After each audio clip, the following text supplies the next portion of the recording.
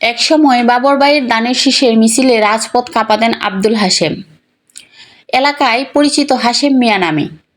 প্রায় 17 বছর আগে রাজনৈতিক মিছিলে স্লোগান দিয়ে সক্রিয় ছিলেন তিনি। বলতে যখন স্বরাষ্ট্রমন্ত্রী বাবর সাহেব যখন আর 17 বছর আগে যখন উনারে অ্যারেস্ট করা হয়েছে তখন থেকে উনি বাবর কইয়া এরকম মাথার মধ্যে ধরে গেছে।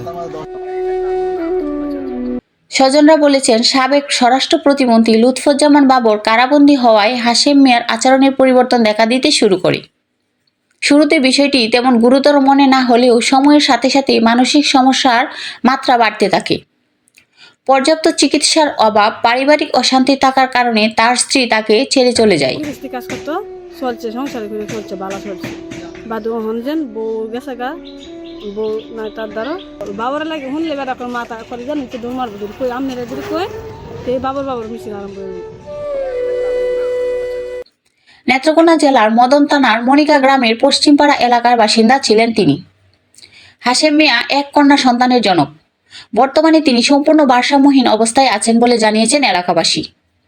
তবে আশ্চর্যজনকভাবে এখনো যদি কোনো মিছিলের স্লোগানের শব্দ কানে আসলেই কেমন যেন হয়ে যান তিনি, আর বলতে থাকেন, বাবর ভাইয়ের দানের শীষ, বাবর ভাইয়ের দানের শীষ। এই দলের সদস্য থেকে আজকে পাগল হয়েছে। বিগত 17 বছর পর্যন্ত খালি বাবর ভাই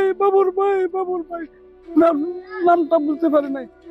যদি এখন জিনিসটাকে সাইডে দিলে যে কোনো লোকে তারে মারার একটা প্রসেস নিয়ে যাবে। দীর্ঘ 17 বছর পর্যন্ত উনি খালি একাই করছে। যাই হোক, এসব কথা বলে লাভ নাই। এখন আমার একটা আবেদন রইল আপনাদের কাছে, যাতে তার একটা ভালো চিকিৎসা করার মতন সহযোগিতা যদি মাননীয় তার যথাযথ চিকিৎসা ও সহায়তার দাবি জানিয়েছেন রাজনৈতিক সহকর্মী ও স্বজনরা। যেন একবার হলেও দেখা করানোর সুযোগ করে দেওয়া হয় লুৎফুজ্জামান বাবরের সাথে। টাকা পয়সার এই সংকটে তার চিকিৎসা নিতে পারতাছি না।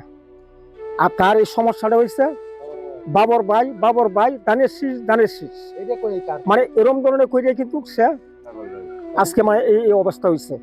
এখন খালি স্লোগানরা শুনলেই এই যে থালা দেওয়া লইয়াই বাবর ভাই দানের শীষ। আমার প্রস্তাব বাবর ভাইয়ের কাছে, মানে এই প্রস্তাবটা মানে আমি জানাইতেছি যে তার জন্য এই বাবর ভাইয়া মানে কিছু সহযোগিতা করার দেয়।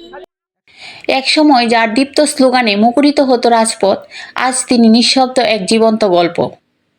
হাশেম মিয়ার পাগলামির আড়ালে লুকিয়ে আছে নিখাদ বিশ্বাস, ভালোবাসা আর দীর্ঘ অবহেলার ইতিহাস।